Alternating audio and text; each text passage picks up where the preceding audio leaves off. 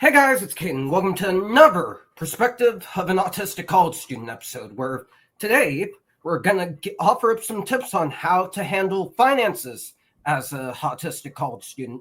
This is particularly hard for a lot of students, neurodivergent, autistic or not, but it can be especially challenging for autistic individuals who are used to having a straight and narrow routine when it comes to their money. So, Lois, if you're ready, I'm here to answer any questions you have. Absolutely, Caden. Number one, congratulations on your college career. You're doing exceptional. I want to just say, give you a little shout out there and congratulations. Thank you. So let's get straight to the finances.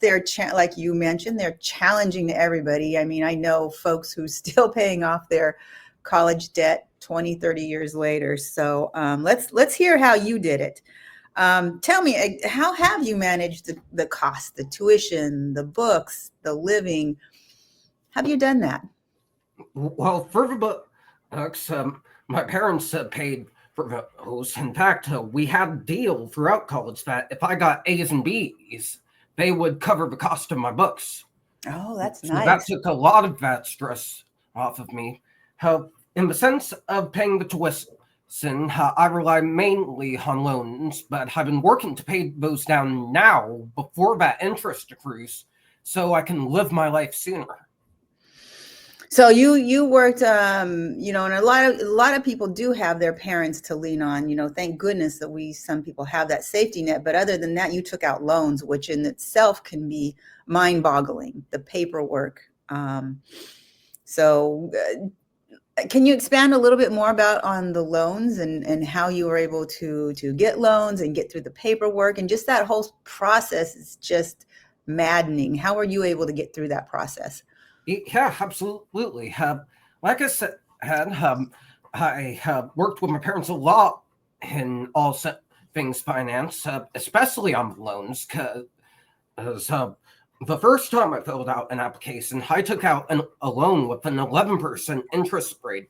So my parents guided me through it, chose ones that didn't have the highest interest rate, helped me work through the paperwork, co-signed for a couple of them, and they gave me the idea of paying down the loans now while that interest isn't present. So the cost of that can go to the principal amount. I think that's been extremely helpful. And it's been able to get my loans down from what would have been over 100K once I got out of school to a good 3,000 at least. Yes, yes. Just understanding that little point, the difference between the interest and the principal, and how to pay the principal down and what that really means is huge.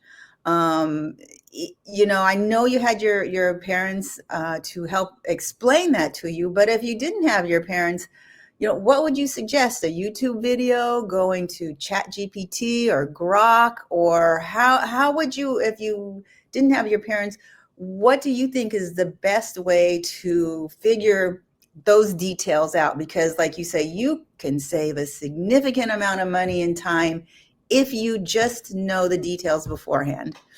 Yeah, absolutely. I would say do your research. Grok, ChatGPT, YouTube, social media, Google, all of them are honestly perfect if you don't have people in your corner willing to help with finances who still don't understand finances.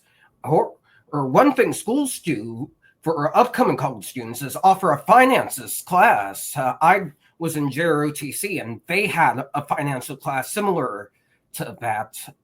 So definitely take advantage of the schools and utilize the resources that the class offers if they offer that. And I would also like to add, in the sense of that, you can save a significant amount of money by going online, because the majority of regular tuition in college isn't necessarily even the classes or the books. It's the living arrangements and the meal plan.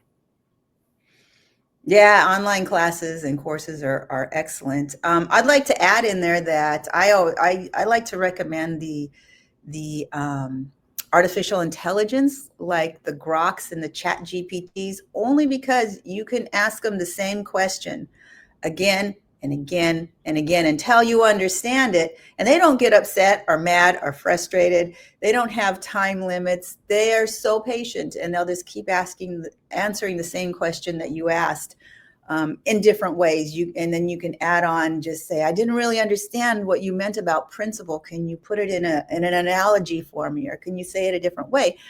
And they'll do it. And you can spend as much time as you need with those sort of resources to figure it out, and then go talk to a loan officer or your college or whoever. But first, have the information here, preload yourself before you go and take those steps, because they can actually, and you can probably attest to this, coming out of college with $100,000 loan can be devastating. I absolutely agree. If you're not prepared for it. So tell me, Kadin, in regards to budgeting, like you say, the housing, the food, all that, what has been a big challenge in regard to keeping your budget where it needs to be so that you can make ends meet and pay off this loan? I would say temptation, definitely, because there are certain things that has a lot of college students can relate that I want to buy, like going out to eat all the time. I'm buying, say, a magazine or something like that, but I'm instantly reminded that I have a significant responsibility coming up, which is paying down that debt, paying bills, paying federal loans, paying all of that down. So it may not be best to purchase that. So I would say temptation is definitely a challenge, but what helps is remembering what the goal is at the end of the day, and that's to pay down your debt so you can live your life sooner. Yes, yes. That's great advice. That's great. Just remembering the goal. Keep the goal in mind. So you mentioned a little bit about on-campus financial aid. Can you expand a little bit more about what's available on campus, and what that program is that you knew about or that you went to, so that people can say, oh, I'm going to go check on my campus? Yeah, absolutely.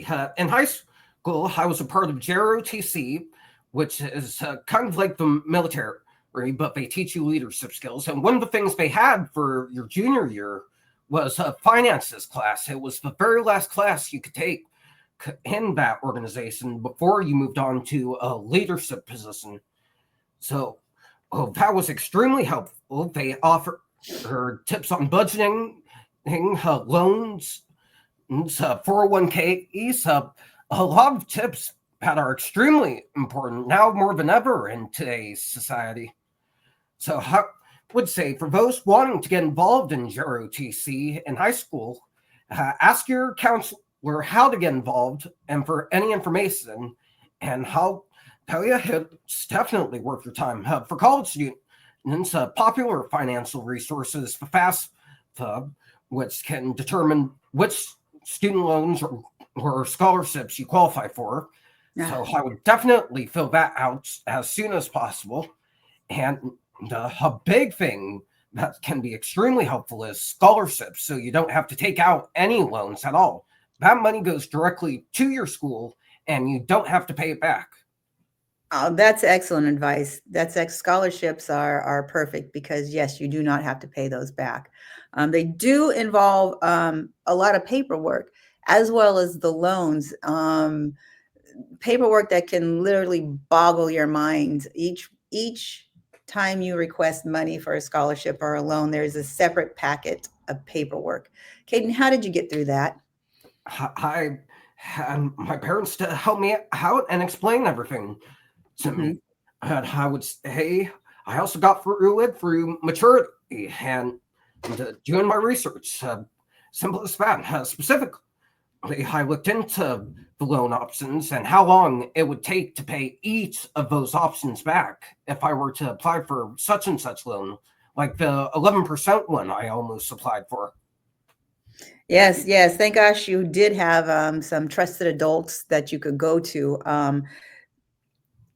What would be your advice if you didn't, and you got stacked with all that paperwork, and there was really no one to turn to? A lot of folks are kind of out there on their own, no one to turn to. Who would you look for, or what would you look for in that case when you're just completely overwhelmed with paperwork? Is there a place to go? I would say definitely talk to an advisor at school Mhm. or a counselor you trust if there's no one else. I think they'll be able to explain the paperwork to you in a way you can understand. But if Okay. those aren't available, like I said, use Grok, use ChatGTP, use the AIs or helper because they aren't impatient and they'll Right. answer it in several different ways if you don't understand something. On the college campus, is there an office on the college campus that you can go to? Like if you're already out of high school, that's done, and you're looking to go to college, is there somewhere on college campus you can go? There's a couple of places. There's the financial aid office. They can help you go through your options. And there's the bursar's office, which can give you advice on how to pay down the tuition and budget. Excellent. Those are both great places, great options to get help if your parents or another trusted adult is not available to you. There's always a way. That would be my parting advice. There's always a way. Keep at it. Keep at it. And education is super important. Kadin, what is your final piece of advice to someone looking to go to college or someone who's in college but now is feeling totally overwhelmed? Tell us your Kadin's advice to a college student. I would say the same thing you said. There's always a way, but I would also add, as soon as you get that loan approved and paid for and dispersed into your account, pay it down as soon as you can so you can live your life sooner. That was some of the best advice my parents gave to me, and it's definitely been helpful. Anyway, that's going to do it for this video. Thank you so much to Lois for coming on and working with me to share today's advice. If you guys want to see more amazing content from Autism Digest, be sure to like, comment, and subscribe to the Autism Digest channel. And stay tuned for Augustus that comes out next month.